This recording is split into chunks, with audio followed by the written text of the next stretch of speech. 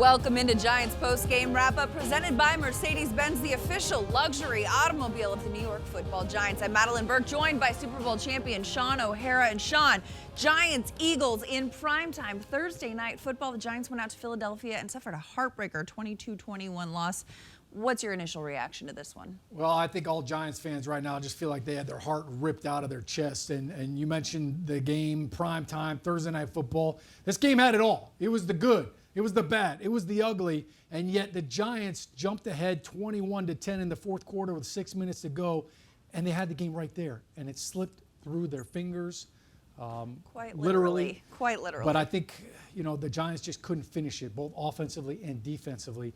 And with everything on the line, they couldn't get off the field on third down again. Yeah, and speaking of finishing it, I mean, that last drive, that 2-minute drive that Carson Wentz and the Eagles put together, capped off by this Boston Scott touchdown. The smallest guy on the field making the biggest play of the game. Yeah, and Carson Wentz stepped up in the pocket right there and just delivered an absolute gem. And this was a heck of a catch. Boston Scott over his shoulder with Jabril Peppers in coverage, so it wasn't even a linebacker. I mean, that's a safety, and Jabril just could not get around in time to see the football and make a play on it. Credit Carson Wentz for an unbelievable throw. If he had put more air on that ball, then Jabril Peppers might have had a chance to turn around and make a play on it.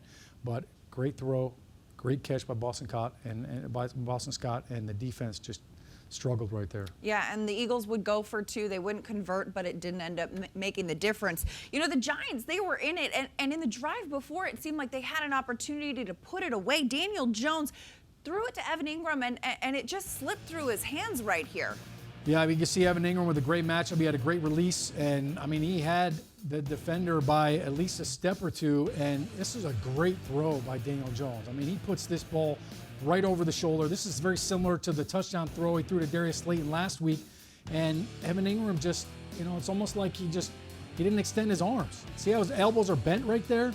And just couldn't come down with it. It's not an easy catch, but I know it's one that's going to haunt Evan Engram for the rest of his career. Yeah, because 21-16, handing the ball back to the Eagles and letting it up to that last drive was a tough one. The Giants, they had it, though, and early on, too, you mentioned this, it looked like they were putting it away. They were up by as many as 21-10. They had a long drive early in the game. In the fourth quarter, look at this. Daniel Jones just eluding the rush, shuffling and making lemonade, handed it to Wayne Gallman there. Yeah, I mean, a super athletic play. Andrew Thomas got beat right away, and Daniel Jones found a way to get out of that mess.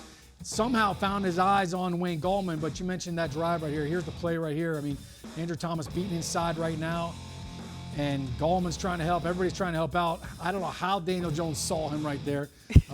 Heads-up play right there. He shakes off Vinny Curry, shakes off another defender. And then when you see right here, this is another third down conversion, 3rd and 9. Sterling Shepard does a great job getting vertical after the catch. Of course, Doug Peterson tried to challenge. The flag came out too late, so first down Giants as Sterling signals. Welcome back, Shep. I know they missed him. And quite the welcome back right here as Daniel Jones gets it to 87 in the end zone. Sterling Shepard gets the touchdown, put the Giants up 20 and then 21 after that extra point, 21-10.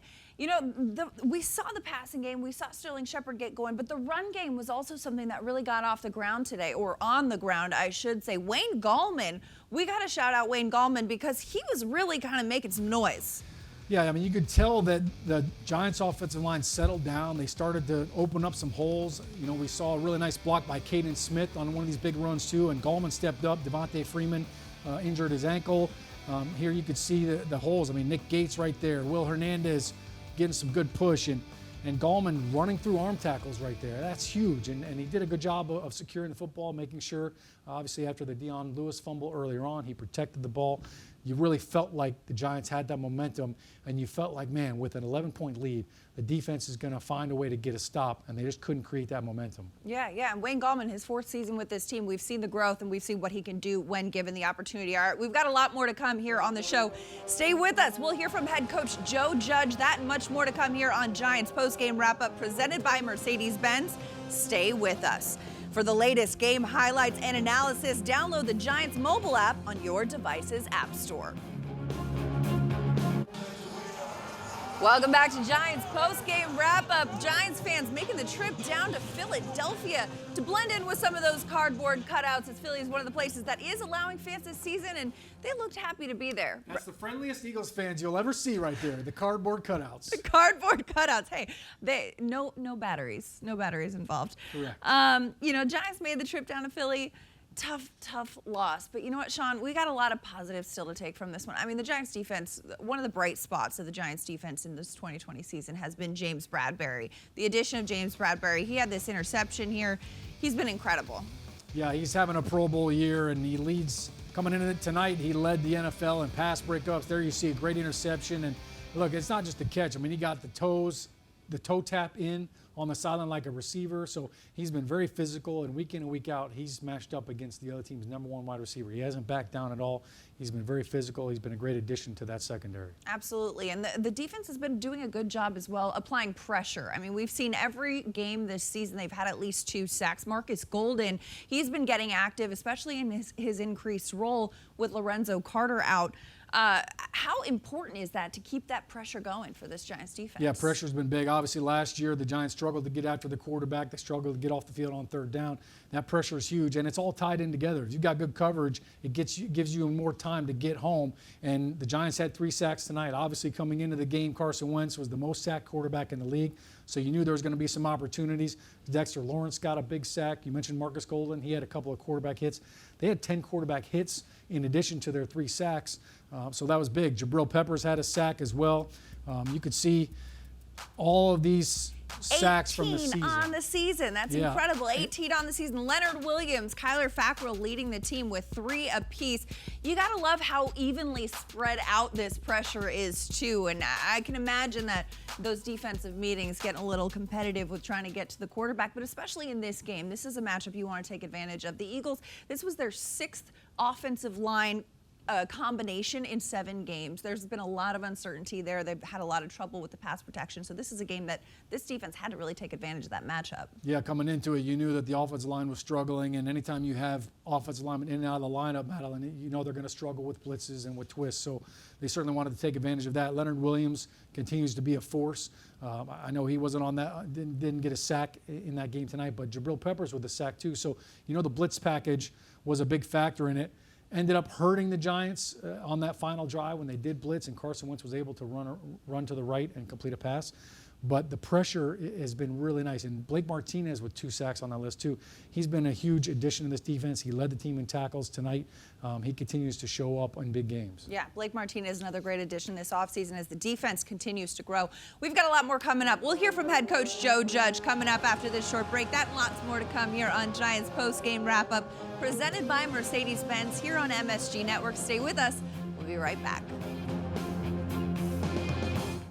Welcome back to Giants post-game wrap-up presented by Mercedes-Benz. A tough division loss for the Giants on Thursday Night Football as they fell to the Eagles 22-21 down in Philadelphia. After the game, Joe Judge addressed the media, presented by Toyota, the official vehicle of the New York Giants.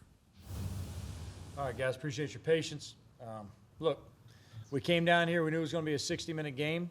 You know, every time the Eagles and Giants play, it always comes down to the last drive. That's kind of regardless of who's here, players, coach, whatever it is, just a rivalry. It's going to go that way. So we expect this to be a tough game, a physical game, a 60-minute game. That's exactly what we got. I thought our players played hard. I thought we showed a lot of flashes throughout the game of ways we want to play the game. And there's some things we did that held us back. Ultimately, to me, turnovers and penalties are things we have to eliminate, things we have to improve on down the second half of the season. And these are things that held us back tonight. But we got to give credit where credit's due, and they made plays down the stretch, and we got to make more plays ourselves. So that being said, I'll open up to any questions. Jordan Rana. Joe. Hey, Joe, that was. Hey, how you doing? Yeah. What do you say to? Obviously, the play late in the game was huge to Evan Engram. What do you say to him after a game like this? I thought he made a lot of plays to keep us in the game, bring us back when we were down and struggling on offense. So Evan had a lot of production for us tonight. We keep on playing with him. He's a guy that we have to keep involved in our offense. We have to keep getting him targets like we did tonight. He's definitely a guy that helped us. We'll look at the tape, and obviously we'll make any corrections possible, but we've got to all do a better job. Coaching, playing, we've got to make more plays. We have to make sure we keep putting him in a position to be successful. What did you see on that play, though? On that specific play? Yeah. I saw an incomplete pass. I have to look at the tape, see if there's something technique-wise we can correct and clean up. Appreciate it. Thanks. Bruce Beck, NBC. Joe, you did enough to win in this ball game. You played hard. So what about the frustration level for you and for your team to be there and just not come away with the win? Yeah, the focus isn't on frustration. The focus is on correcting mistakes and moving forward, and that's really where we have to steer it as a team. We've played enough ball at this point. We should know what we have as a team. We should understand how we have to play as a team. We know we have to be a team that's got to grind out wins. We have to do things just a little bit tougher, and that's all right. We're okay with doing it that way. We put ourselves in position a lot of games now. We've got to control the things we can control, and that comes down to the penalties and the turnovers, and we have to do a better job of that as a team to make sure that we give ourselves the opportunities to capitalize on the work we're putting in. Zach Rosenblatt, NJ.com. Hey, Joe. You guys obviously, you had a lead late in the game. You're 1-6 now. I guess what would your message be to fans who are kind of, disturbed by the way this season is going now? No excuses. We're working hard. We're trying to put a product on the field you can be proud of. We understand that you work hard as well. There's no excuses from us. We have to improve to be better for you guys. Paul Schwartz, New York Post. Yes. Hey, Joe.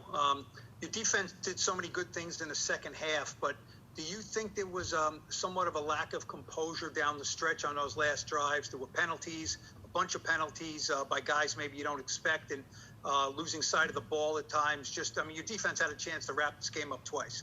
I thought the defense overall played well, but as a team, we have to finish this. And that ties into finishing drives on both sides of the ball and executing the kicking game. There's things that we didn't do well enough down the stretch, Paul, that put us in a position that gave them the opportunity. They capitalized on the opportunity they had. So obviously there's some things I got to look at on the tape and make sure that I, make the right assessment before going and saying something.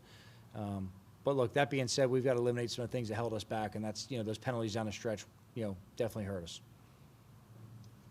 Matt Lombardo, fan-sided.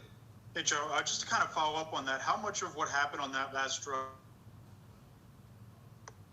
Say it one more time, Matt. I lost you. You said that last drive and it kind of cut out. Hey, Matt, you were breaking up. Can you repeat your question? We'll try to come back to Matt. Okay. Tom Rock, Newsday. Joe, you had penalties by Bradbury, Logan Ryan, Jabril Peppers was on the last coverage. Evan Engram had the drop. Those are all the guys you count on in big spots to make plays. What does it do to this team when those are the guys that you want to hit the brakes and stop that skid late in the game when they're unable to do it and they kind of lead into it? Yeah, we count on every player on our roster to help us win the game. I understand what you're saying there, Tom, but look, my message to the team is it takes every single one of us, every coach and every player to be successful. So, we can't all have one off. I can't make a bad call. Player can't say my bad. That adds up throughout the course of a game. So we just can't do that right there. We've got to coach better. We have to play better. And we got to finish the game out when we have an opportunity. In a situation like that, though, when things are going south late in the game, you must look to somebody to make a play to stop it, right? There's no one person that's going to stop, the other team. It's 11 on 11. So, everyone's got to make plays. Everyone has to do their job and make sure they execute. Matt Lombardo. Hey, Joe, just to follow up on the defense, how much of the struggles late were just a byproduct of being on the field for 71 plays and over half the game? Yeah, as a defense, look, we don't decide when or where we go out there. Our job is to execute when we're on the field. So no excuses on that. Doesn't matter how many plays we play, we have to execute. Ryan Dunleavy, New York Post.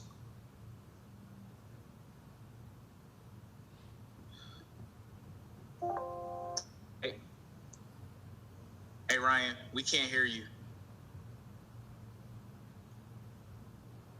We'll try to come back to you. Chris Biziano. Hey, Coach, in the first quarter, when you lined up for a punt, it looked like Wiley Dixon was trying to get Corey Ballantyne's attention there. Corey was uncovered. What did you see from the sideline? Yeah, it looked like they ended up having 11 on the field. We thought they may have been a man short, but look at the tape and talk about the situation, how to address it going forward. Thank you. We'll take one more. Dan Duggan, The Athletic. Joe, does this feel like a missed opportunity? Because obviously with where the division's at and the fact that, you had this game, sort of in hand late. At this point, our focus is taking all the stuff that we've done already in this first chunk of the season, Dan. We got a long week right now leading into Tampa. And look, our job is to go ahead and make the adjustments and make sure we improve as a team. So every game's an opportunity. We got to maximize all of them.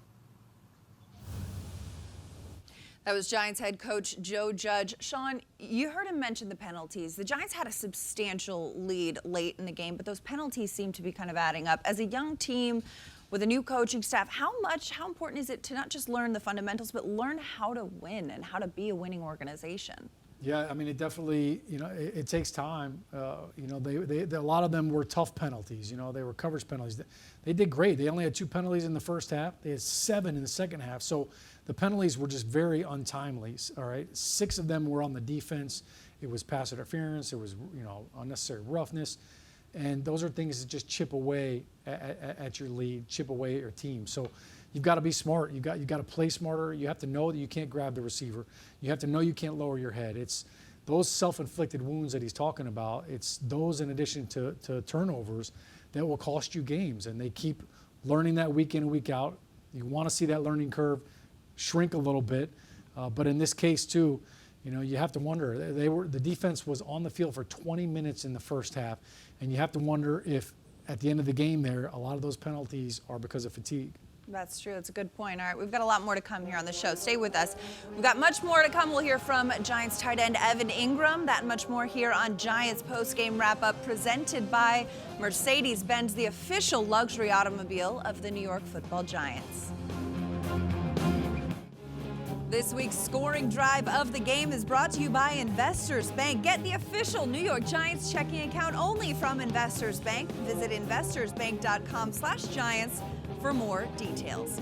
For the scoring drive of the game, we take you to the fourth quarter. First of all, Daniel Jones eludes the rush, finds Wayne Gallman, shuffle pass, and makes lemonade. Look at this. Wayne Gallman with a 7-yard gain. Then 3rd and 9, Daniel Jones finds Sterling Shepard, who moves the chains for that first down. And then Daniel Jones to Sterling Shepard again with the welcome back touchdown. 15 plays, 97 yards down the field, took 7 minutes and 50 seconds off the clock, capped off by that Sterling Shepard 2-yard touchdown run. Now, after the game, we heard from Giants tight end Evan Engram. Let's listen to what he had to say. Yeah, got the look we wanted, 3rd down, got man look. One on the inside fade. DJ threw a great ball, just didn't finish the play. Is that a play you expect to make, or you think 100%. you should have made? Yeah, 100%. I gotta make that. Giants tight end Evan Engram referencing, of course, that play that we saw earlier in the show.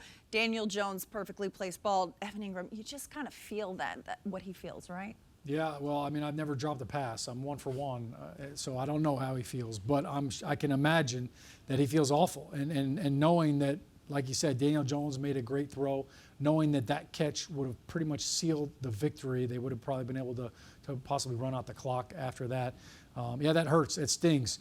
I think in addition to that, the interception early on in the game bounced right off of his hand. So, as a player, you always think about the plays that you missed. You always think about the negatives, and it's a tough one. I think for Evan Engram, the toughest part is now he's got to wait. He's got to wait a long time to the next game because now, Thursday night, they don't play again until Monday night, so it's going to be a long stretch here for Evan Engram before he can get that taste out of his mouth. Yeah, one of the constant themes that we've seen over the last 7 weeks now is just these little mistakes, these little moments where the Giants keep shooting themselves in the foot almost, but you do see those bright spots. As you mentioned, quite the long gap before the next game. 2 primetime games in a row. The next game the Giants will play will be back at MetLife Stadium when they face the Tampa Bay Buccaneers on Monday Night Football, or should I say the Tampa Bay.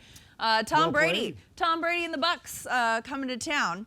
What are your early impressions of this matchup and what you're seeing from Tom Brady in a different uniform? Yeah, it'll be a little bit different, right? I mean, Daniel Jones faced him last year up in New England when he was a Patriot. He made a couple nice throws, but for Tom Brady, he's been a nice fit with Bruce Arians' offense. You could see the offense is really starting to click. He and Rob Gronkowski are kind of back to their old form. Obviously, that guy right there, Mike Evans, is a handful, so James Bradbury's going to have his hands full. But he knows him really well because he was with him in the NFC South when he was in Carolina. So you're not going to see a lot more of that. Tom Brady running. So totally different quarterback than they just faced with Carson Wentz.